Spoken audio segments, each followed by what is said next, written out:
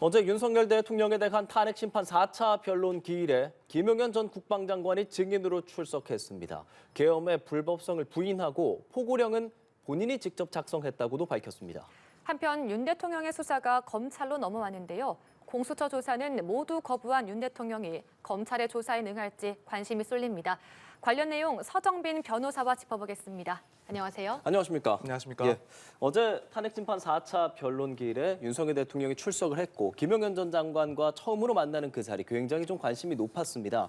자, 일단 전반적으로 어떻게 보셨는지 먼저 여쭙겠습니다. 우선 크게 말하면 예. 결국에는 윤 대통령의 그런 주장들과 일치한 그런 동일한 내용의 진술들이었다라고 평가를 할 수가 있을 것 같습니다.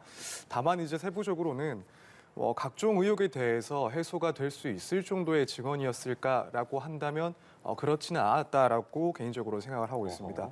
특히 이제 신빙성에 대해서는 여전히 상당한 의혹이 남아 있는 정도의 그런 증언이 아니었을까라고 생각을 하는데 이제 이런 상황에서 신빙성을 판단하는 기준을 몇 가지를 생각해 보자면 예. 일단 첫 번째로 이 증언 자체의 그런 일관성이나 합리성도 따져볼 거고 또 한편으로는 그 밖에 다른 증거들 혹은 다른 관련자들의 진술에 비춰 봤을 때 확인되는 그런 사실관계와 어느 정도 부합을 하는지 혹은 불일치하는지 이런 것들을 이제 모두 종합해서 따져볼 건데 예. 어제 전체적인 진술들을 봤을 때는 이런 내용들을 고려했을 때 신빙성이 현재로서는 그리 높지 않게 평가를 받을 것 같다라고 생각을 했습니다. 대표적으로 여러 진술들이 있었지만 예를 들어 예. 지금 여러 의혹들 중에 하나인 김 전 장관이 이제 곽정근 사령관 등에 대해서 지시를 했다라는 내용. 그러니까 의원들을 끌어내라고 했다라는 그런 의혹에 대해서 의원이 아니라 이제 요원을 끌어내라고 한 것이다라는 예. 진술 증언이 있었습니다. 근데 과연 이 부분은 그 진술 자체로 봤을 때 합리성이 있을지 분명히 의문이 있을 수밖에 없는 부분이고 또 한편으로는 모순되어 보이는 그런 내용을 하나 또 얘기를 하자면 일단 전체적인 주장은 형식적으로 이루어진 그리고 일시적으로 이루어진 그런 계엄이었다, 경고성 계엄이었다라는 주장을 일관하고 있는데 예. 또 한편으로는 그 밖에도 군인들이 그러니까 경우에 따라서는 그 동정을 살피고 이 포고령을 위반할 수 있는 사람들에 대해서 예. 동정을 살피고 나아가서는 위반이 있을 때 체포를 할 수도 있다. 그런 의미에서 체포 명단에 대해서 이야기를 한 것이다. 그러니까 이 말은 형식적으로 그리고 경고성의 그런 계엄인데도 불구하고 이 포고령에 대해서는 실제로 효력이 있다 그리고 이것들을 실행할 수 있다라는 그런 전제로 얘기가 나온 걸로 보일 수밖에 없습니다. 그럼 이 부분은 또 진술 자체로 또 주장들을 비교해 봤을 때 좀 모순되어 보이지 않나. 그래서 전체적으로 구체적인 그런 진술들이 신빙성을 따져봄에 있어서는 여전히 좀 의혹이 상당히 많이 남아 있는 상황이다라고 볼 수가 있을 것 같고 앞으로 이제 그렇다면 다른 증인들의 진술이 또 어떤지에 따라서 이 신빙성 여부가 판단이 되지 않을까 이렇게 생각을 했습니다. 네. 한편으로 이 재판이 시작되기 전에 윤석열 대통령과 김용현 전 국방부 장관의 어떤 진술을 두고 책임 공방을 벌이지 않겠느냐라는 그런 시선도 있었거든요. 하지만 예상외로 두 사람의 진술이 좀 일치하는 듯한 모습을 보였습니다. 어떤 전략이었을까요? 지금 말씀하셨던 그 이전에 양측에서 오히려 윤 대통령과 김 전 장관 측에서 서로 책임 공방이 있을 수도 있다라는 이야기가 나온 것은 예. 지금 윤 대통령은 이제 기존의 주장 중에 하나가 이 포고령 작성 경위와 관련해서 예. 특히 문제가 되는 그 국회 활동을 이제 금지하는 제한하는 그 규정에 대해서는 이제 본인이 작성을 한 것이 아니고 김 전 장관이 과거의 포고령 내용을 베끼다가 착오로 기재한 것으로 보인다라는 주장을 했습니다. 지금 나오는 이 화면에 대한 이 1호 내용을 말씀하시는 거죠? 네, 그렇습니다. 그런데 여기에 대해서 또 김 전 장관 측의 대리인들은 착오가 아니다. 정당한 계엄을 이제 실행을 하기 위해서 작성을 한 것이고 또 이것은 윤 대통령도 검토를 했었다라는 식으로 그래서 이제 외면적으로 봤을 때는 서로 의견이 대립돼 보이는 그리고 책임을 조금씩 미루는 듯한 그런 모습이 보이긴 했습니다. 그렇기 때문에 결국 어제의 증인신문 전에 이 부분에 대해서 책임에 대한 공방이 좀 오가지 않을까라는 예상도 있었는데 그랬죠. 사실은 전체적으로 봤을 때 두 사람, 그러니까 윤 대통령과 김 전 장관의 그런 주장은 기본적으로는 이 계엄의 정당성이라든가 필요성에 대해서 동일한 취지로 진술을 해왔었기 때문에 주장을 해왔었기 때문에 결국에는 어제 진술 과정에서 이런 차이점이 있어 보이는 부분들이 조율된 것으로 보이긴 합니다. 물론 여기에 대해서는 김 전 장관 측의 고민도 분명히 있지 않았을까 생각을 하는데 만약에 이제 책임 공방이 이어진다라고 한다면 김 전 장관의 입장에서 봤을 때는 이 추후에 자기 형사 사건에 있어서 양형이 조금 달라질 수는 있습니다. 네. 그래서 이 포고령, 헌법에 위반되는 것으로 보이는 이 포고령을 주도적으로 작성을 하고 자기가 거의 뭐 독단적으로 작성을 했다라고 한다면 이 내란 혐의와 관련해서는 매우 중요한 위치에 있었다라고 평가를 받을 수밖에 네. 없고 이제 양형에 있어서 불리하게 적용이 될 수가 있는 거죠. 근데 한편으로는 이제 결국 그것보다는 결국 이 탄핵 심판에서의 결론이 어떻게 나오는지 이 부분이 결과적으로 자신에게 더 유리할 것이다라는 판단을 하지 않았을까 생각이 됩니다. 우선 뭐 기간적으로 봤을 때 분명히 이 탄핵 심판은 자신의 형사 사건보다 훨씬 빨리 끝날 겁니다. 그리고 윤 대통령에 대해서 만약에 이제 탄핵이 기각이 된다라고 한다면 그 결과가 결국 자신의 형사 재판에도 충분히 영향을 줄 수 있다라는 점까지 생각을 해봤을 수가 있습니다. 그렇다면은 최대한 현재 탄핵 심판에서 윤 대통령에 대한 주장을 뒷받침을 하는 그런 모습을 보이고 결국 탄핵 심판에서 기각 결정이 된다면 그것이 결론적으로는 본인에게 더 유리할 것이다라는 그런 판단도 어제의 그런 모습을 보이는데 한 가지 이유가 되지 않았을까 생각이 됩니다. 그럼 어제 전반적으로 이제 김용현 전 장관이 포고령을 어느 정도 만들어서 가지고 왔고 윤석열 대통령 측이 그걸 검토를 했는데 윤석열 대통령 측 말로는 이게 뭐 법적으로 봤을 때 손댈 건 많지만 계엄이 길어야 하루 정도 가는 거니까 뭐랄까요 좀 그냥 놔둡시다라는 표현을 썼다고 하더라고요. 그리고 또 김용현 전 장관도 뭐 평소 같지 않게 좀 보셨다 이런 얘기도 하는데 이 계엄이라는 전반적인 계엄 자체에 대한 이 크기를 좀 줄인다라고 생각해 볼 수 있는 발언으로 볼 수 있을까요? 그런 것 같습니다. 일단 이 부분이 중요할 수밖에 없는 것은 계엄 포고령 중에서도 정면으로 이제 헌법에 반하는 내용으로 일단 볼 수 있기 때문에 여기에 대해서 꼼꼼히 검토를 했다라고 하는 것은 헌법 위반을 충분히 알면서 또 이를 감수하고도 이제 위헌적인 그런 계엄을 선포했다라고 보이기 때문에 결국 윤 대통령 입장에서는 검토를 했다 하더라도 이 부분에 대해서는 어차피 계엄은 형식적이고 일시적인 거기 때문에 중요하게 생각하지 않고 당연히 계엄은 빨리 해제가 될 것이라고 생각을 했기 때문에 문제 삼지 않았다 이런 식으로 주장을 하고 여기에도 이제 김용현 전 장관 역시 마찬가지 입장에서 진술하고 있는 것으로 보입니다. 결국에는 이제 이 부분은 향후에 이제 헌법 탄핵과 관련해서 헌법 위반이 있는지 나아가서는 헌법의 그런 위반이 중대한 사유에 해당해서 파면에 이를 정도인지 특히 이 부분에서 조금 주요한 내용이 될 수는 있습니다. 그래서 대통령의 그런 상황 의도를 주장을 하자면 그러니까 헌법이 위반될 수 있긴 하지만 이것이 파면될 정도로 중대한 사항은 아니다. 검토를 충분히 마치지 않았고 그 이유는 형식적인 계엄에 불과했기 때문에 이 중대한 위반으로 볼 수는 없다. 이런 식으로 주장을 이어나가지 않을까. 그래서 이 부분에 있어서 조금 윤 대통령에게는 유리한 점이라고 생각을 해서 양측의 그런 주장들이 일관되게 진술되었던 것으로 보입니다. 그러니까 탄핵에서 심판에 있어서 중요한 쟁점이라는 게 그래서 국회 기능을 마비하려고 했느냐라는 것이고 포고령 1호도 그 내용이지 않습니까? 또한 비상입법기구 이 부분도 굉장히 지금 이제 화제가 되고 있는 상황인데 이 비상입법기구에 대해서도 김용현 전 장관은 이게 입법이라기보다는 일종의 좀 재정적인 것이 더 중요했다라는 취지의 이야기들을 어제 많이 했어요. 네, 그렇습니다. 사실 이 부분도 이제 어제 증인신문 이전에 변호인단을 통해서 또 밝혔던 내용입니다. 일단 이것은 자신이 직접 작성을 했던 것이고 이 부분은 비상입법기구라는 것은 국회를 대체하기 위한 기구가 아니라 말씀하신 바와 같이 이제 대통령이 헌법상 이제 긴급 재정명령 등을 해야 될 사항이라고 생각을 했기 때문에 거기에 필요한 조직이나 혹은 예산을 확보하기 위해서였다.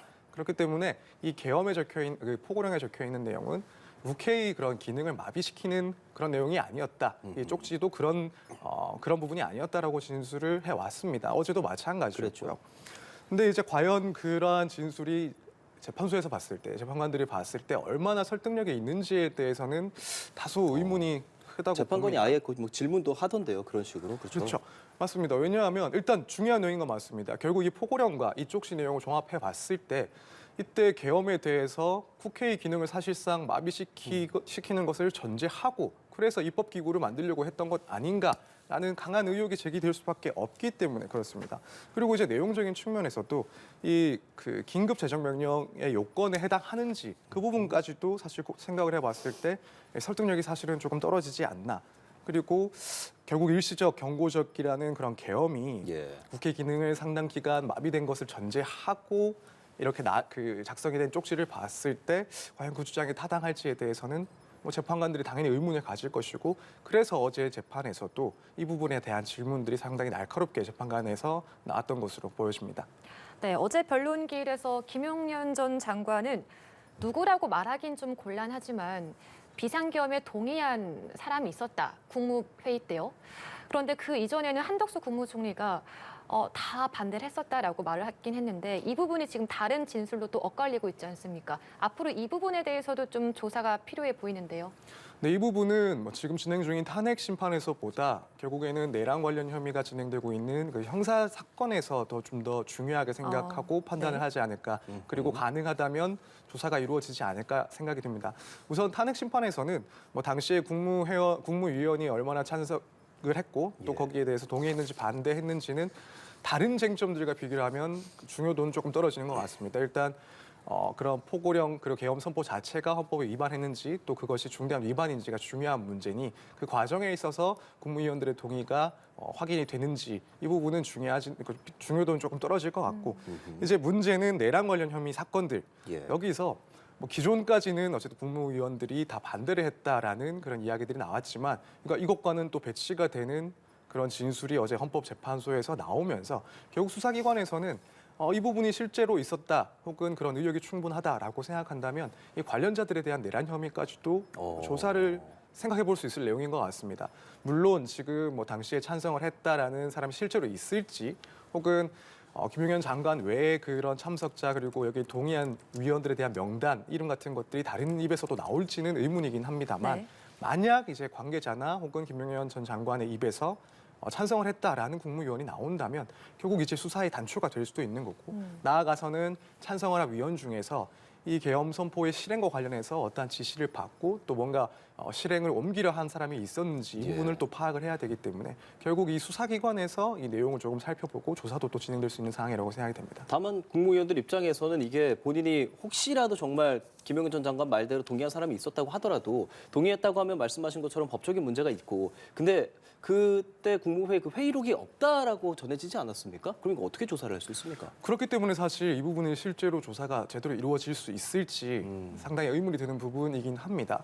그래서 결국 김용현 전 장관의 진술에서 추가적으로 이런 명단이 나올지 혹은 이런 국무위원이나 아니면 전 장관이 아니라 하더라도 예. 이제 관계자들 중에서 이런 내용을 알고 있거나 혹은 이야기를 들은 사람이 있는지 이 부분이 사실은 증거가 될 수 있지 않을까 생각을 하는데 예. 일단 회의록 자체가 아직까지 나오고 있지 않은 이상 네. 그런 회의록이 확인되지 않는다면 실제로 수사를 진행하는 데 있어서는 조금 어려운 부분이 충분히 있을 것 같습니다. 알겠습니다. 자, 앞서도 이 체포를 직접 지시를 받았다, 뭐 끌어내라 이런 지시를 받았다라는 것에 대한 것들을 모두에 좀 얘기해 주시지 않았습니까? 그 부분도 사실은 이제 연휴 끝나고 나서 그 다음 주 화요일, 목요일 보면 홍장원 전 국정원 차장이라든지 곽종근 특수전 사령관 등등 다 증인으로 이제 출석을 할 예정이거든요. 앞으로 이런 사실관계 어떤 식으로 좀 밝혀낼 수 있겠습니까? 우선 지금 곽종근 전 사령관이나 아니면 홍장원 국정원 차장 같은 경우에는 국회에서 이 부분에 대해서 다시 한번 이러한 지시가 있었다. 그러니까 윤 대통령으로부터 국회의원들을 끌어내라는 지시를 들었다. 또 한편으로는 이 정치인들, 유력 인사들에 대해서 체포를 하라는 명령을 지시를 받았다라는 내용들을 국회에서도 일단 또 한 번 진술했습니다. 그렇죠. 그렇기 때문에 당연히 뭐 지금까지의 상황을 봤을 때는 차후 기일에서 이런 내용들을 자세하게 또 진술을 그대로 하지 않을까 예상이 됩니다. 뭐 김용현 전 장관의 그런 진술과는 정면으로 배치되고 또 윤 대통령의 그런 주장과도 상당히 배치가 되는 상황이라서 여기에 대해서 양측의 좀 공방이 치열하게 이루어지지 않을까 예상이 되는데 따지고 보자면 사실 윤 대통령 입장에서 오히려 조금 일부분들을 입증하는 게 쉽지는 않을 것 같습니다. 결국 거짓 진술을 해왔던 것이다라는 예. 건데 그 동기에 대해서도 사실 어느 정도 설명이 돼야 됩니다. 하지만 이런 사령관이나 혹은 국정원 전 차장이 굳이 이런 내용들을 거짓말할 그런 동기가 있느냐, 이유가 있느냐 이 부분을 이제 윤 대통령 측에서 뭔가 설명을 하고 설득을 하기에는 어려운 지점이 있지 않을까. 그렇기 때문에 여기에 있어서는 분명히 조금 난점이 있다라고 생각을 할 것 같고 그런 면에서 오히려 이제 결국 공방은 더욱 치열하게 이루어지지 않을까 이렇게 생각이 됩니다. 김용현 전 장관 출석하기 전에도 앞서 우리가 질문을 했지만 진실 공방이 있을까 여부가 관심이었는데 같은 결의 말을 했다라고 했잖아요. 지금 언급하고 있는 인원들은 상대적으로 김용현 장관처럼 우호적인 증인이라고 볼 수 없다라고 생각해야 됩니까? 그렇습니다. 지금까지 말들은 결국 윤 대통령의 주장과 다 배치가 되는 내용들이었습니다. 각종 지시를 직접 받았다라는 진술. 이 부분들은 윤 대통령은 지시하지 않았다라고 주장을 해왔기 때문에 대립되고 이제 배치되는 그런 증언들이 예상이 충분히 됩니다. 그리고 국회에서의 그런 태도를 봤을 때도 이런 진술이 바뀌지는 않을 것 같고요. 그렇기 때문에 아무래도 이제 김용현 전 장관에 대한 진술과는 완전 정반대의 그런 증언에 대한 공방이 이루어질 것이라고 충분히 예상 가능합니다. 네, 한편 어제 윤 대통령이 김용현 전 장관에게 직접 신문을 하는 그런 장면도 나왔었는데 앞으로 또 변론 기일들이 남아있지 않습니까? 나오는 증인들에 대해서도 또 직접적으로 신문할 수 있는 그런 가능성도 있을까요? 일단 증인 신문 과정에서 상당히 직접적으로 또 중간에 이런 김용현 전 장관에 대해서 질문을 하기도 하고 이런 것들이 반복이 됐기 때문에 지금까지를 봤을 때는 윤 대통령이 증인 신문을 직접 하는 것도 그래서 적극적으로 방어권을 행사하는 방법도 충분히 고려하고 있지 않을까 생각은 합니다. 예. 다만 이제 어디까지나 개인적인 생각인데 사실 뭐 제가 이제 만약 그 대리인이라고 생각을 한다면 이제 다음에 있을 그 증인 신문 자체는 윤 대통령이 직접 증인 신문을 진행하는 것이 상당히 좀 부담스러울 수 있다라고 생각을 할 것 네. 같습니다. 아무래도 김용현 전 장관 같은 경우에는 윤 대통령 측에서 기대했던 그런 내용들이 나올 수 있을 것이라고 예상을 했을 거고 대립된다기보다는 이제 같은 위치에서 비슷한 그런 진술들이 나올 예. 거라고 충분히 기대를 할 수밖에 없는 상황이었기 때문에 그 경우에는 윤 대통령이 직접 자세하게 또 질문을 하는 것이 의미가 있을 수 있긴 한데 예. 지금 이제 앞으로 나올 이 곽종건 사령관이나 혹은 홍장원 국정원 차장 같은 경우에는 아까도 우리가 얘기를 나눴지만 결국 반대되는 진술들을 할 것으로 보입니다. 그렇다면 윤 대통령이 그 증인신문 과정에 직접 참여를 해서 정면으로 이 사람들과 반대되는 그런 진술들이 오가는 상황은 사실 변호인 입장에서는 어느 정도 좀 부담을 느낄 수밖에 없는 그런 네. 상황입니다. 차라리 대리인들이 윤 대통령이 하고 싶어하는 질문들을 대신해서 하는 게 일단 비춰지기에 조금 더 부담이 덜한 그런 상황이라고 생각을 해서 개인적으로는 만약 제가 변호인이라고 한다면 예. 개인적으로는 변호인이 대리를 해서 그런 대부분의 질문들을 하는 상황들이 더 낫지 않을까 이렇게 생각이 됩니다. 예, 네. 현재 상황에 대해서 얘기를 해봤고요. 자, 이 사건을 공수처에서 이제 검찰로 이첩을 한 상황입니다. 구속기한 아마 연장에 나설 것으로 보이고, 자 그렇다면 궁금한 것은 윤석열 대통령이 일단 공수처 때는 조사 안 받았는데 검찰의 조사에는 임할 것인가도 궁금하고 검찰은 언제 어떻게 조사를 진행할 것인가 같은 질문 좀 같이 드리겠습니다. 우선 조사 시기에 대해서는 예상하기 힘들긴 하지만 그래도 조만간 빠른 며칠 안으로 조사를 시도하지 않을까 생각을 합니다. 날짜를 특정하는 것은 상당히 어려운 일인 것 같고 예. 이제 과연 그렇다면 윤 대통령 측에서 공수처에서의 그런 상황과 다르게 검찰의 조사에 협조적으로 나올 것인가, 응할 것인가 이 부분이 또 관심사긴 한데 지금 한편에서는 윤 대통령 측에서 이제 사정이 좀 달라질 수 있다, 검찰 수사에 응할 가능성이 있다라는 취지로 이야기가 나오고 있는 것 같습니다. 그렇기 때문에 아무래도 이제 검찰 출신의 대통령이다 보니 친정이라 할 수 있는 수사기관에서 그래도 의견을 피력할 수도 있겠다라는 생각이 들긴 하는데 다만 아직까지는 개인적으로는 조사에 응할 가능성 혹은 조사에 응하더라도 진술이 자세하게 나올 가능성은 낮지 않나라고 예측을 하긴 합니다. 왜냐하면 지금 검찰도 결국 이 수사권이 있는지 여부에 대해서 분명히 논란이 또 제기될 수 있는 상황에서 윤 대통령 입장에서는 여기 수사에 굳이 응할 필요가 있을까? 공수처에서도 이제 수사권이 없다라는 것을 일관하면서 애초에 출석조차 응하지 않았는데 검찰도 마찬가지 그 수사권과 관련된 마찬가지 구조에서 지금 이 내란 혐의에 대해 수사권이 없다라는 주장도 나오고 있는 상황에서 과연 윤 대통령이 실제로 출석을 할까 혹은 출석을 하더라도 진술을 대부분 할까?